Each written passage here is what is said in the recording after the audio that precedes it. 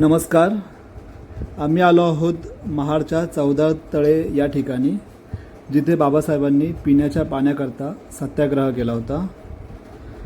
चौदार तळे हे महाड येथे असलेले ऐतिहासिक ठिकाण आहे आणि भारतीय सामाजिक न्यायाच्या इतिहासात अत्यंत महत्त्वाचे ठिकाण मानले जाते. तुम्ही बघू शकता इथे हा एक गेट बनवला आहे सध्या, आणि खूप सुंदर असा गेट आहे.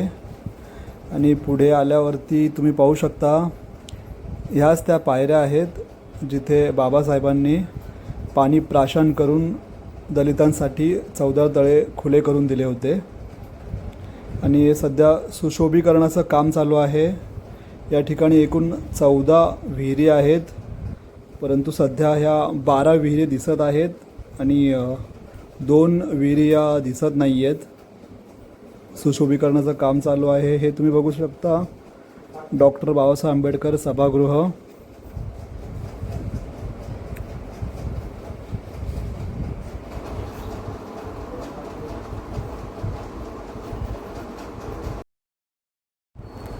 आणि या ठिकाणी तुम्ही पाहू शकता हाच तो क्षण आहे जेव्हा बाबासाहेबांनी हजारो अनुयायांसह पाणी प्राशन करून समानतेचा हक्क प्राप्त केला होता.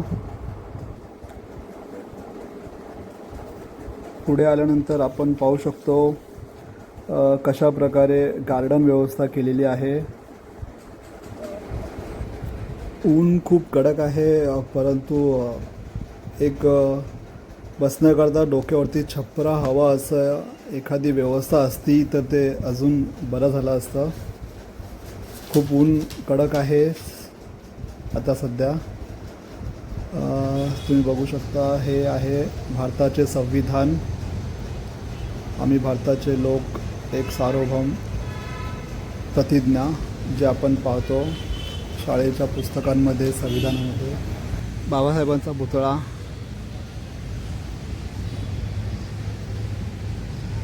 आता सध्या एक खूप असं व्यवस्थित मेंटेन ठेवलेलं आहे शिस्तबद्ध पद्धतीने. तिथे लोक आहेत जे हाताळत आहेत.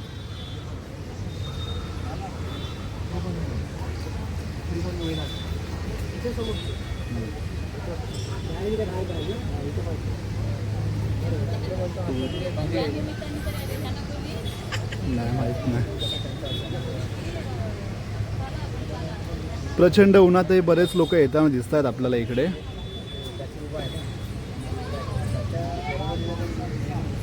एप्रिल अखेरीस प्रचंड ऊन, कडक ऊन, तरीही लोक येत आहेत, व्हिजिट करतायत.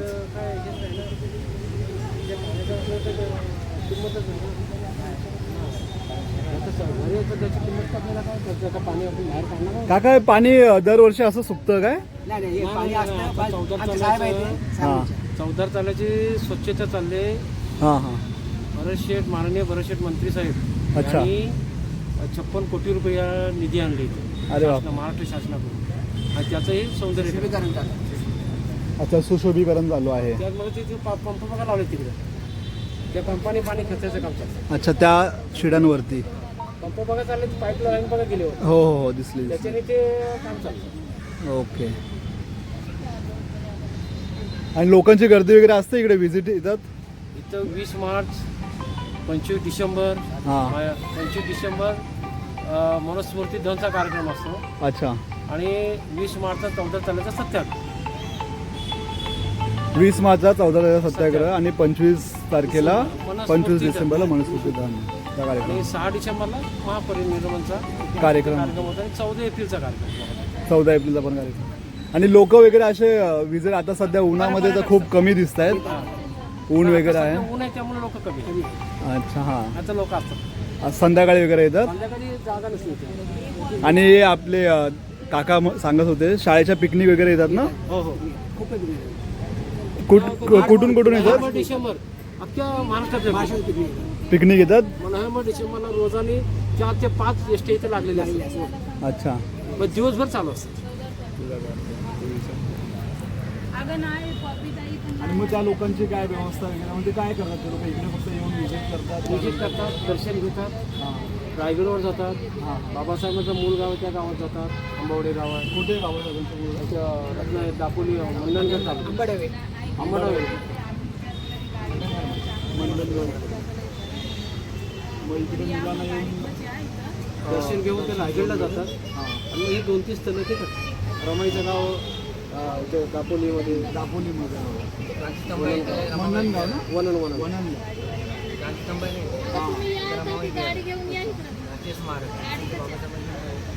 एक 2-3 स्पॉट तुम्ही सांगत होतात आपल्याला एक व्हिडिओमध्ये जरा म्हणजे सगळ्यांनाच कळेल ना. कुठले कुठले स्पॉट आहेत? ते क्रांतीस्तंभ आहे.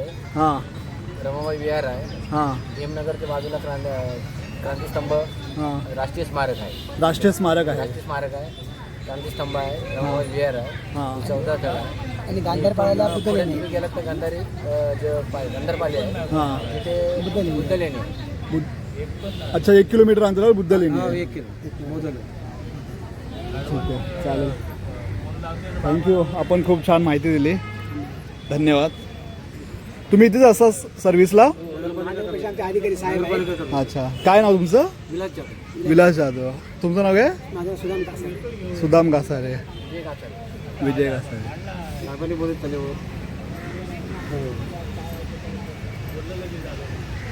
सभागृहामध्ये काय आहे व्यवस्था बसायला वगैरे? या आपल्या सभागृहामध्ये. पाण्यासाठी चित्र आहेत. अच्छा घेऊ शकतो. हो ठीक आहे थँक्यू. कुठून आलात?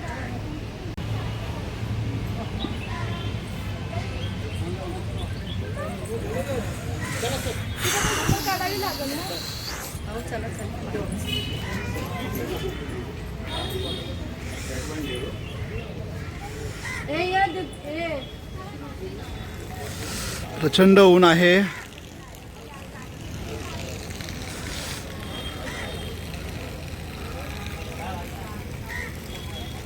तुम्ही बघू शकता प्रचंड ऊन इथे.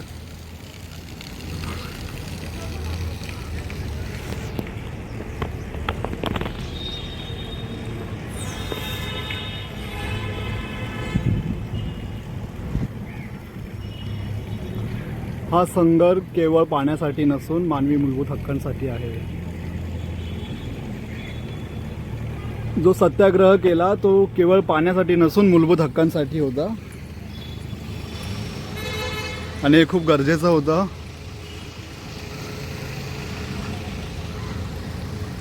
आत्ताचे जे तरुण आहेत त्यांना बहुतेक ह्या सत्याग्रहाचं महत्त्व कळत नसेल. पण थोडंसं याचा अभ्यास केला तर आपल्याला या सत्याग्रहाचं महत्त्व नक्की कळेल.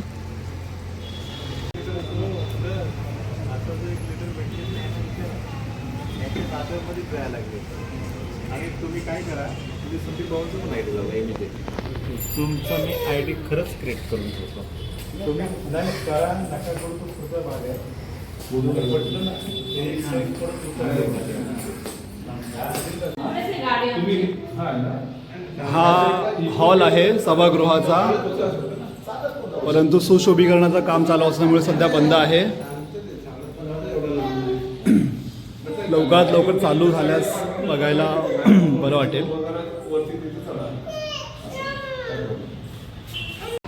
आपल्यासोबत आहेत साळवे साहेब. हे थोडीशी आपल्याला येथील माहिती देतील. इथे मोठा कार्यक्रम बोलण्याच्या नंतर बाबासाहेबांनी इथं जे 14 तळ्याचं जेव्हा पाण्याला जेव्हा इथं आग लावली, थोडक्यात जे ज्यांना मानव प्राण्यांना जेव्हा पाणी पिण्याचा जेव्हा बचाव करत होते लोक, जो प्राणी इतर पशु पक्षी पाणी पिण्यासाठी त्यांना मुभा होती, पण मानव प्राण्याला आपल्या तिथे त्यांना जाऊ देत नव्हतं किंवा त्या पाण्याला शिवता सुद्धा आपल्याला येत नव्हतं.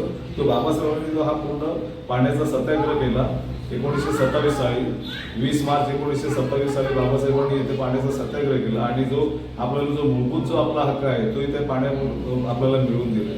आणि ते आता हे सगळ्यांसाठी ते पूर्ण झालेलं आहे. इथं आपण कोणी येऊन इथं पाण्याचं प्राशन करू शकतो आपण, असं बाबासाहेबांनी इथे एक ऐतिहासिक इथं क्रांती केलेली आहे. आणि हे तो कार्यक्रम 20 मार्च हा प्रत्येक वर्षी इथं मोठ्या प्रमाणामध्ये मोठा कार्यक्रम साजरा केला जातो. इथे आपलं महाड 14 तळ्यावर आणि बाकी इथे म्हणजे कुठून कुठून लोक येतात जे व्हिजिट बाकी करतात? आपल्या पूर्ण देशामधले लोक सगळे इथे 20 मार्चला इथे येत असतात. 20 मार्चला. अगदी विदर्भापासून तर अगदी आपल्या ऑल इंडियामधून आपल्या पूर्ण भारतामधून इथे लोक इथं 20 मार्चला इथं या कार्यक्रमासाठी येत असतात. आणि काय शाळेच्या व्हिजिट्स वगैरे होतात तिथे? शाळेच्या, कारण ही ऐतिहासिक भूमी आहे. हां हां. रायगड इथून जवळ आहे, रायगडावरती आणि इथे आपलं महाड 14 तळ्यावरती हा. इथे मुलांच्या सहली येतात, इथे बरेच पर्यटक येतात, हा. इथे आपल्या तळ्यावरती भेट देऊन जातात. असे कुठून सगळ्या पूर्ण भारतामधून आपल्या इथे पर्यटक इथे येतात, खास 14 तळे बघण्यासाठी येतात. खूप महत्त्वाचं ऐतिहासिक स्थळ आहे. हा, ऐतिहासिक स्थळ आहे. चालेल, ठीक आहे. तुम्ही जी माहिती दिली त्याबद्दल आभारी आहोत. धन्यवाद. थँक्यू.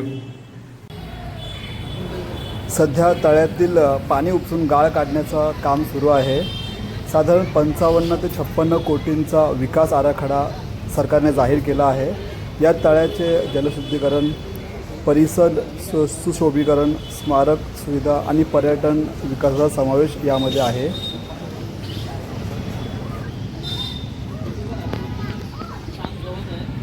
इथे बरेच कर्मचारी आहेत जे सध्या देखरेख करतायत 14 तळ्याची. आणि एकदम खूपच असं शिस्तबद्ध पद्धतीने इथे चपला वगैरे काढायला सांगितल्या जातात. बॅग्स वगैरे अलाउड नाही आहेत पुढे. बाबासाहेबांचा आदर, सन्मान, रिस्पेक्ट म्हणून इथून पुढे चप्पल अलाउड नाही केली जात. हे बघा, अशा प्रकारे इथे चप्पल काढली जाते आणि लोक उन्हातही, एप्रिल मेच्या उन्हातही येत आहेत, व्हिजिट करत आहेत.